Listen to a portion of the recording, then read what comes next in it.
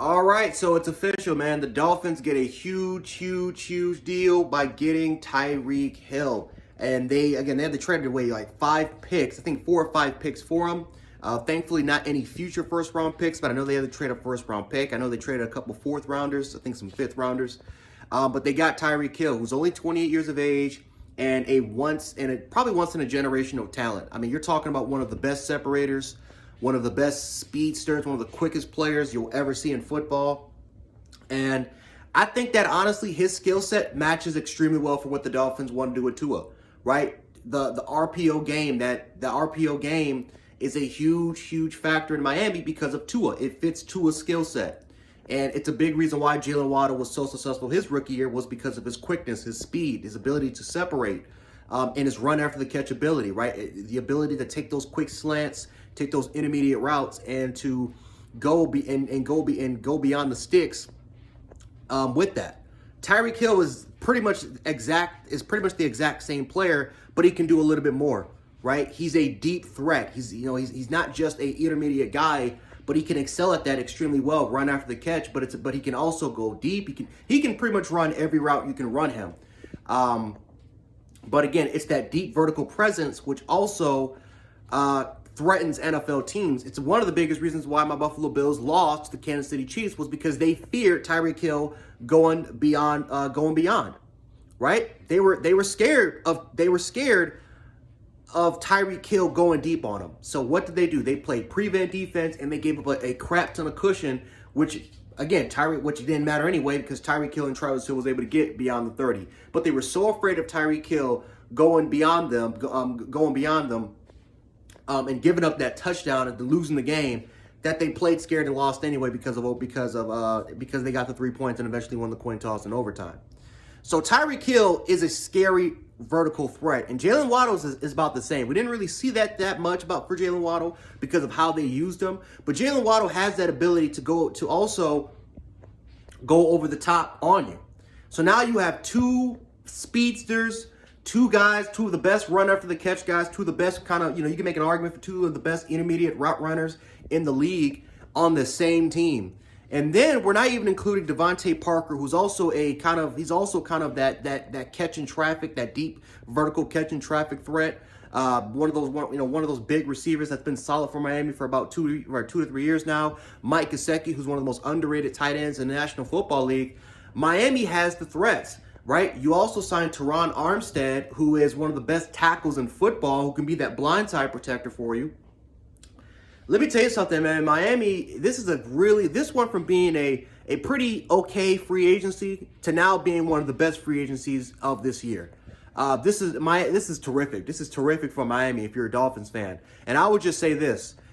Getting Teddy Bridgewater was also huge, and you also got him kind of on a cheap deal because if Tua doesn't perform, you have a quarterback in Teddy Bridgewater that everywhere he's been, even though he hasn't won any championships or even really taken his team to the playoffs that much, he has been successful, right? Whether if it's a backup role or as a starter, he has had some success, right? He hasn't really had any bad seasons in his NFL career. I mean, you can make an argument maybe his first couple years, but then he was still learning the league. But again, Denver, his last stint in Denver, he didn't have a bad season in Denver. When he was at his Minnesota run before that horrible injury he suffered, right? He was constantly taking his team to the playoffs. His backup role with the Saints when Drew Brees went down, Teddy Bridgewater was arguably the best backup in the league, having a very successful winning record when he was a starter for the New Orleans Saints. So if you need Teddy Bridgewater to fill in, if Tua doesn't fill out, you can. So this is a great win for the Miami Dolphins. The Kansas City Chiefs, again, it was talks about a contract extension, which is kind of weird because I thought they gave Tyreek Hill that contract extension, but I guess Tyreek Hill wanted more. Kansas City they didn't want to play ball with it, and they just say, you know what? They just felt it was just the time to move on. Both parties were not really happy. They decided to move on from the situation, and it sucks for Kansas City. I'm happy for me because again, I think Tyreek Hill was the biggest difference maker. I mean, he was one of those difference makers. I'm not gonna say he was the biggest one because I think Travis Kelce, Tyreek Hill, Patrick Mahomes, that's a three-man unit. It's those 3, and then it's everyone else on that team. And the fact that one of those players is gone, it makes me happy because I don't have to deal with Tyreek Hill anymore when it comes to Patrick Mahomes. But here's the crappy part. He's now in my division, and I have to play against that dude twice a year. So we're going to find out if Tua Tagovailoa is that guy. And I love Tua. I'm one of the biggest Tua fans. I'm a huge Alabama fan. For those who don't know, I'm a huge Tua fan. I've been vouching for that dude ever since he came out of St. Louis, and Hawaii. So I'm a big Tua fan, but I'm also a realist.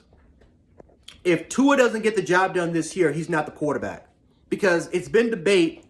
It's been a huge debate about whether Tua's the guy or not. Right? Can he throw it? Can he throw it over the top accurately? Right? Because for the most part, he's been solely an RPO guy. He's been an intermediate thrower, right? But can he make all of the throws at a success rate, right? Can he be what Justin Herbert and Joe Burrow was for their teams and what they are now? Tua hasn't shown that ability. He's been kind of a subpar quarterback since being in the National Football League. We'll find out. We'll see about it.